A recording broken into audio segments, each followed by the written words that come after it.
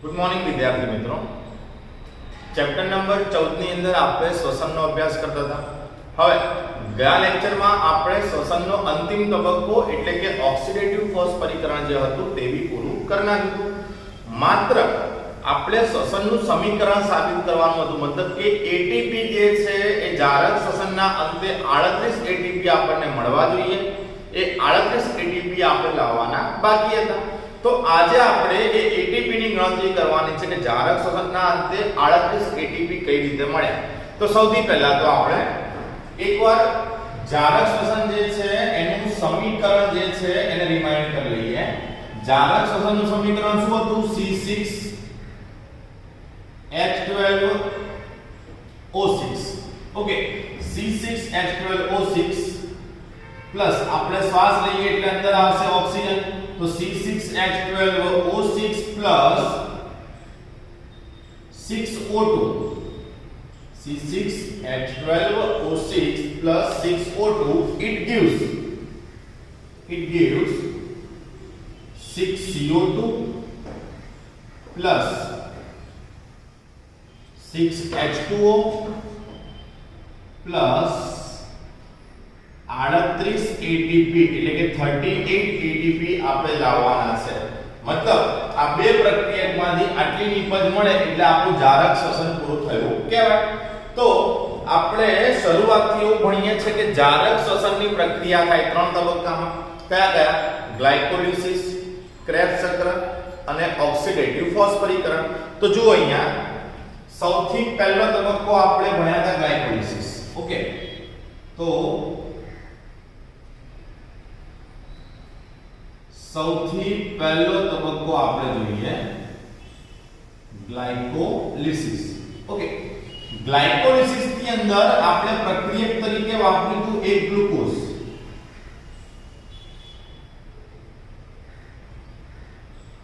Okay, glycolysis ની અંદર આપણો પ્રક્રિયક કોણ હતો?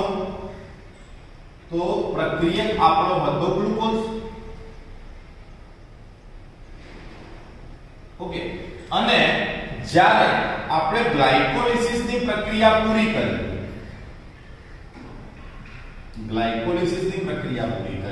તો ત્યારે આપણને નિપજ તરીકે શું મળ્યું? તો યાદ કરો, નિપજ તરીકે મુખ્ય નિપજ લખી દઉં છું। બે અણુ આપણને મળ્યા હતા પાયરુવિક એસિડના।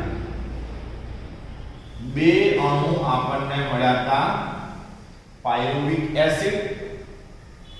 બે અણુ આપણને મળ્યા હતા NAD*H2 અને બે આપણને ATP મળ્યા હતા।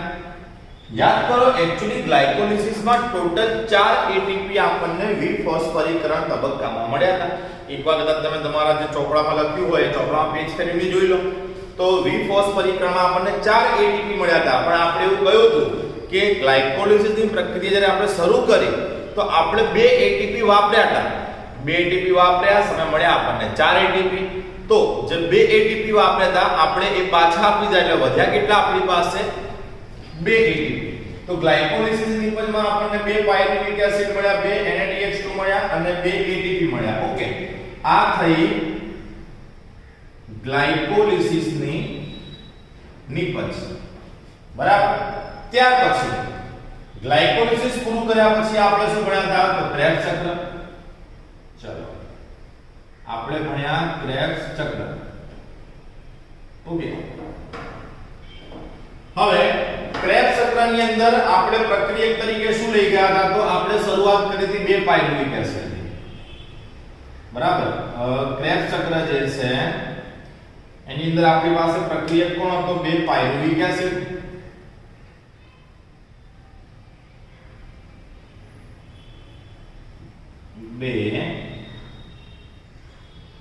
પાયરુવિક એસિડ, આ 2 પાયરુવિક એસિડ જે છે એને આપણે લઈ ગયા ક્રેબ્સ ચક્રમાં પ્રક્રિયક તરીકે। અને આપણે એવું ભણ્યા કે એક પાયરુવિક એસિડ થી ક્રેબ્સ ચક્ર એકવાર ફરે। આપણી પાસે કેટલા પાયરુવિક એસિડ છે? 2। તો ક્રેબ્સ ચક્ર કેટલી વાર ફર્યું હશે? 2 વાર ફર્યું હશે। હવે પાયરુવિક એસિડ થી ક્રેબ્સ ચક્ર 2 વાર ફરે તો નિપજ તરીકે શું મળે એ તમને યાદ હોવું જોઈએ। જો તમને યાદ ન હોય તો ચોપડામાં આપણે લખાવીએ ક્રેબ્સ ચક્રની સમજૂતી અને કેટલાક આઈએમપી પ્રશ્નો એમ કરીને આપણે લેક્ચર લીધો તો એની અંદર આ વસ્તુનો આપણે ઉલ્લેખ કર્યો હતો કે તમે પાયરુવિક એસિડ જો ક્રેબ્સ ચક્ર બે વાર ફરાવો છો તો આપણને NaDH2 ના 8 અણુ મળે, 8 NaDH2 મળશે, 2 FADH2 મળશે અને એની સાથે આપણને 2 ATP પ્રાપ્ત થશે. એ સિવાય એક ક્રેબ્સ ચક્રમાં આપણા 3 H2O વપરાયા હતા. ચક્ર બે વાર ફરી મતલબ કે આપણે 6 H2O વાપર્યા એટલે કે હજી આપણે -6 H2O. માઈનસ કેમ લખ્યું મેં? કારણ કે એક્ચ્યુઅલી જારક શોષણના અંતે આપણને 6 H2O મળવા જોઈએ. એની જગ્યા પર આપણે 6 ઓલરેડી શું કર્યા છે વાપરી નાખ્યા છે. એટલે હવે આપણે 12 H2O લાવવા પડે. 12 H2O લાવો એમાંથી 6 અહીંયા ક્રેબ્સ ચક્રમાં પાછા આપવાના, 6 આપણને નિપજ તરીકે મળવા જોઈએ અને 38 ATP તો મળવા જ જોઈએ.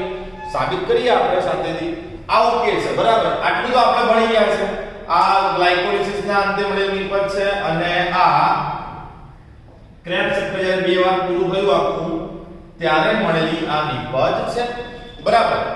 હવે જ્યારે ક્રેબ્સ ચક્ર પતે ને ત્યારે ઓલમોસ્ટ ગ્લુકોઝનું સંપૂર્ણ ઓક્સિડેશન એટલે ગ્લુકોઝનું સંપૂર્ણ દહન પતી ગયું છે.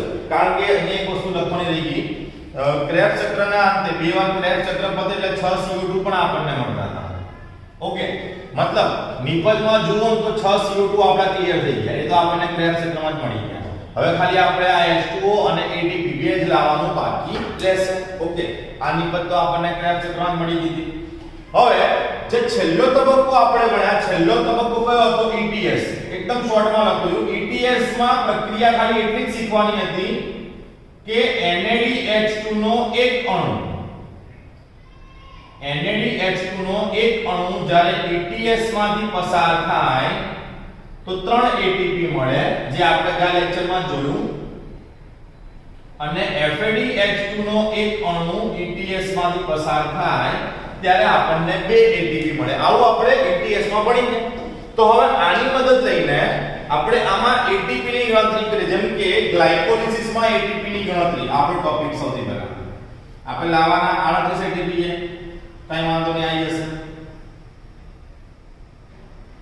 તો જુઓ ગ્લાયકોલિસિસ જે છે એમાં આધારકમાંથી આપણને 2 ATP તો મળ્યા છે જેમ અહીંયા લખેલા છે.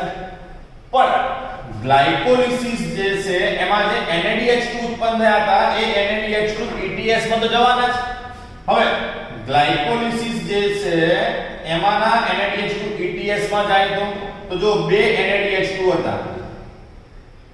હવે એક NaDH2 બરાબર 3 ATP તો 2 NaDH2 બરાબર કેટલા? તો 6 ATP થઈ ગયા. મતલબ આખું શોષણ જ્યારે પતી જાય ગ્લાયકોલિસિસ ક્રેબ્સ ચક્ર ETS ત્યારે જો હું ગ્લાયકોલિસિસના ATP ગણવા જાઉં તો આધારકના 2 અને 6 ATP ETS ના એટલે મને ગ્લાયકોલિસિસમાંથી કેટલા ATP મળશે? 8. ખબડી બહુ સિમ્પલ છે. મેં તમને આખું ગ્લાયકોલિસિસ અને ક્રેબ્સ ચક્રની નિપજ લખાઈને સમજાવ્યું તમને ક્યાંય વાંધો આવે નહીં. અને પહેલી શરત મેં એ જ કહી છે ગ્લાયકોલિસિસ ક્રેબ્સ ચક્ર ETS આવડતું હશે તો ATP ની ગણતરી ખબર પડશે. હવે જો આના 8 ATP ઓકે. હવે આપણે એક ક્રેબ્સ ચક્રમાં તો હું ક્રેબ્સ ચક્રના ATP ની વાત કરું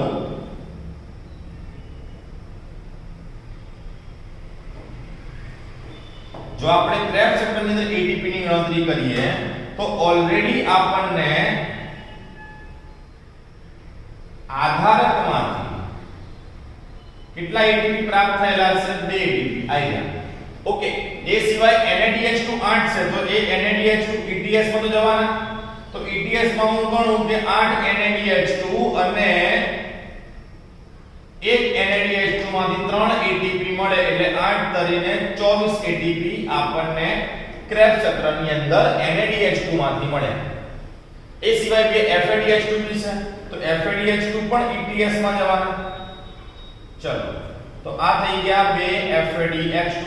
હવે એક FADH2 માંથી 2 ATP તો બે માંથી કેટલા? તો બે માંથી આપણને મળશે 4 ATP.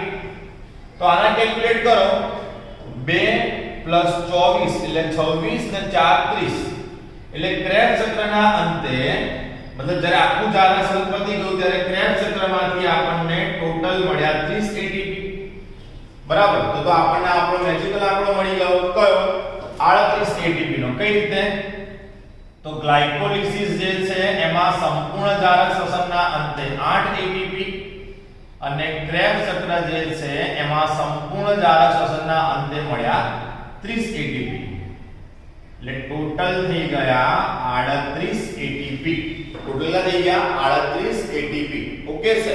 તો આ પ્રમાણે ATP ની ગણતરી કરીએ તો જારક શ્વસનના અંતે આપણને 38 ATP પ્રાપ્ત થાય.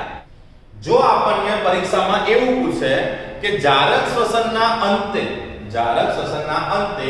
આધારકમાંથી કેટલા ATP મળે, તો આધારકમાંથી 2 અને 2 4 ATP મળે. અને જો આપણને એમ પૂછાય કે જારક શ્વસનના અંતે ETS માંથી કેટલા ATP મળે, તો આ 6 આ 24 30 અને આ 4 34, મતલબ ETS માં 34 ATP મળે. હવે એમાં પણ સેપરેશન થઈને એવું પૂછ્યું આપણને કે જારક શ્વસનના અંતે માત્ર NADH2 નું ETS થવાથી કેટલા ATP મળે, તો NADH2 ના આયા 6 ATP અને 24 એટલે કેટલા થઈ ગયા 30.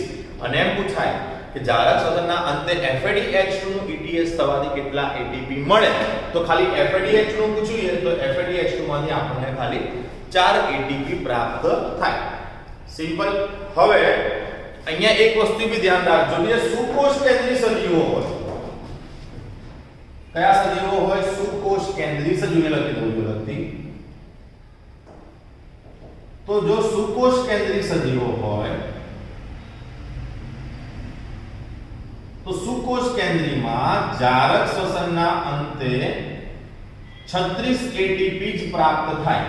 તો આપણે તો 38 ATP લઈ આવ્યા, તો ભાઈ 38 માંથી 2 કેમ ઓછા થઈ ગયા, 36 કેમ થઈ ગયા? તો એની પાછળનું બી કારણ છે. યાદ કરો, જ્યારે આપણે ગ્લાયકોલિસિસ પૂરું કર્યું, ઓકે, જ્યારે આપણે ગ્લાયકોલિસિસ પૂરું કર્યું, અહીંયા દર્શાવી દો સાઈડમાં, સમજો.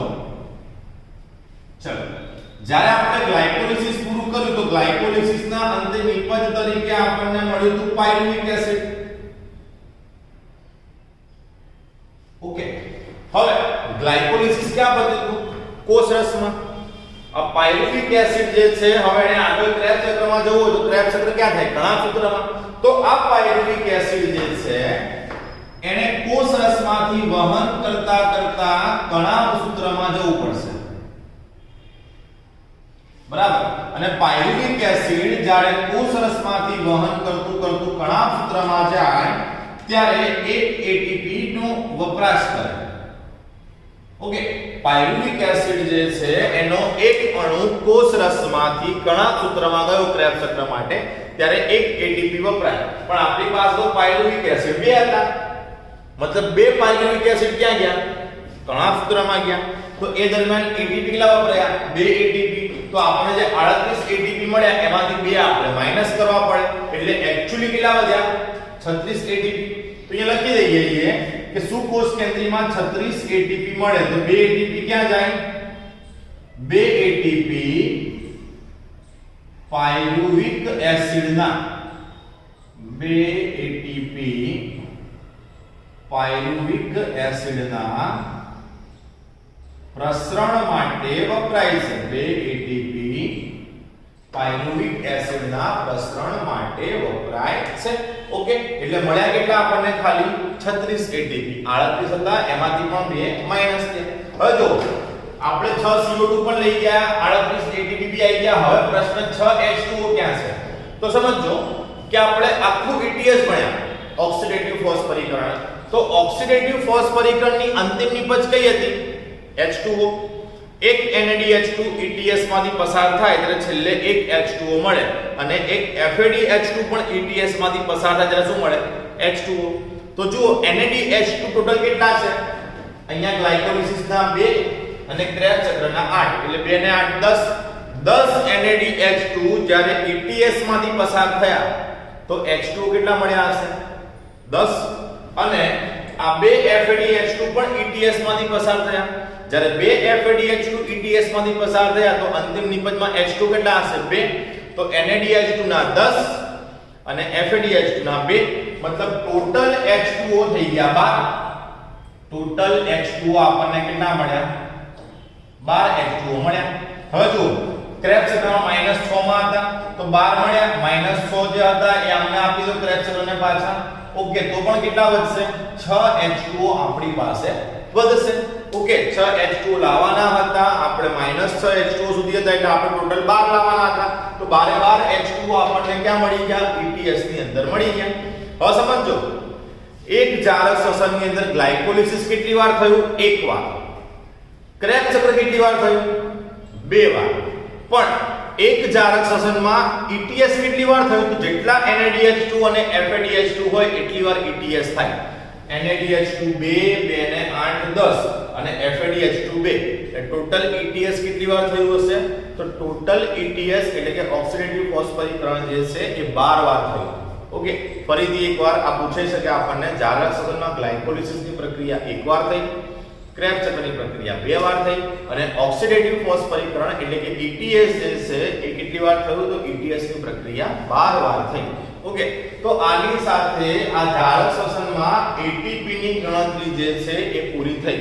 આ ATP ની ગણતરી તમને સમજણ પડી ગઈ હોય તો જ આને લગતા MCQ ગણતરીના આપણને પરીક્ષામાં પૂછાય તો એ આપણે સરળતાથી સોલ્વ કરી શકીએ. તો એકવાર હજી ફરીથી કહું છું કે ચેપ્ટર જે છે એમાં બધી થિયરીઓ કનેક્ટેડ છે.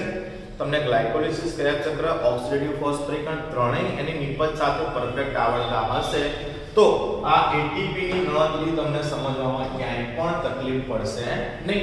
ઓકે, તો આની સાથે આપણું જારક શ્વસન જે છે એ પૂરું થયું. હવે જારક શ્વસન જે છે એ પૂરું થયા પછી આપણે ATP ની ગણતરી પણ જોઈ. હવે આગળ ATP ની ગણતરીના કેટલાક દાખલા અને બીજી 2 કે 3 થિયરી જેવી આ ચેપ્ટરમાં બાકી છે કે જેનો આપણે આવતા લેક્ચરમાં અભ્યાસ કરીશું. આજના લેક્ચરમાં આપણે અહીંયા સુધી રાખીએ છીએ. હજી એકવાર ફરીથી કહું છું તો કદાચ તમને ક્યાંય કોઈ ગણતરીમાં ખબર ન પડે તો પર્સનલી મેસેજ કરીને મને પૂછી શકો છો. અધરવાઇઝ તમે YouTube ની અંદર કમેન્ટ સેક્શનમાં જઈને તમારી જે કંઈ પણ ક્વેરી હોય તમે કમેન્ટ કરો, એની અંદર પણ તમને એનું સોલ્યુશન આપી દેવામાં આવશે. તો આજના લેક્ચરમાં આપણે અહીંયા સુધી રાખીએ છીએ. આવતા લેક્ચરની અંદર આપણે નવી થિયરી સાથે શરૂઆત કરીશું.